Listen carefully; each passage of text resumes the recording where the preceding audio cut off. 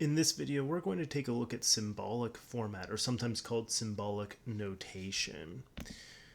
So what this is we can actually take different symbols and substitute them for our different words. This helps us see the logic better when we're dealing with if-then statements and we're rearranging them. If we replace the words with symbols, it's easier to see the rearrangement and what's happening with the statement. Now, I actually think this is even easier than what we've done so far. So if you found converse, inverse, contrapositive to be kind of difficult, this should be easier. If you found it to be easy, this should be really easy for you.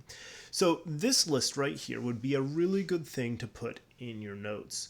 Whenever we're dealing with hypothesis, that's our P statement, our conclusion is our Q statement.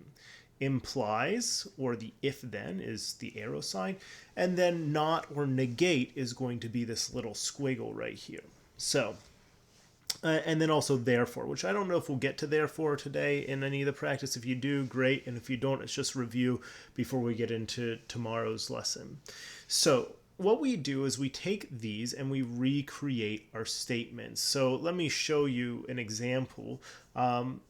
In this case, we let P represent I go shopping and Q represent I will buy a hat.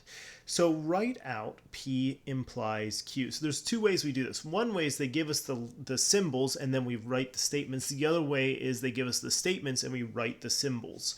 So I'll show you the first way, symbols to statements here. So we want to write P implies Q. So remember this arrow implies also means if then. Okay, so we say when we're reading it we say implies, but what it just means in my statement is that I'm going to do an if then statement. So if, what's my P statement here? My P statement is I go shopping, then I will buy a hat. Okay, so there's my first statement. If I go shopping, then I will buy a hat. All right, now let's take the Q statement and let's put that first and let's see what that turns into. So instead of if I go shopping, if I buy a hat, then I go shopping, or then I went shopping if you want to make it sound a little bit better. If you say I go shopping, I went shopping, those are fine too. So notice here, this is actually just my converse, right? I've switched my hypothesis and my conclusion, but these symbols tell us what to do. Let's do this next one here. If I don't, notice this is a negation of P, so not, I don't go shopping, then I won't buy a hat. Notice what's happening there. I'm taking not P, I won't go shopping, and then not Q, I won't buy a hat. All right, last one, that would be my inverse. My last one would be my contrapositive. If I don't buy a hat,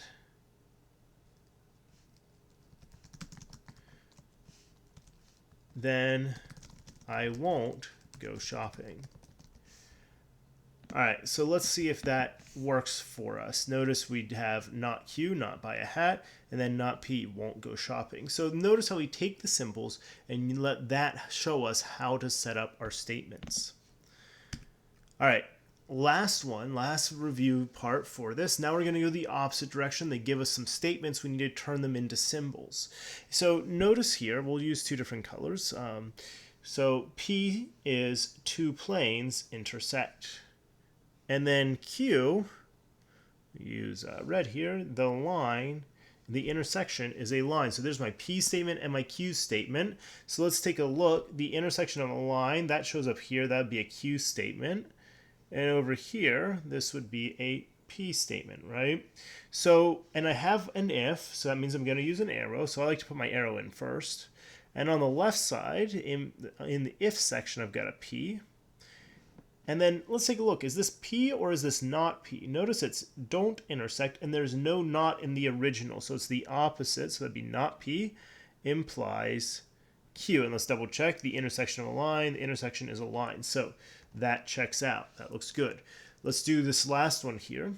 Once again, let's use our colors to kind of keep track of what's happening. The intersection is not a line. So notice we've got a not here. I've got an if then, so let's go ahead and do our arrow. And not a line, that would be not Q.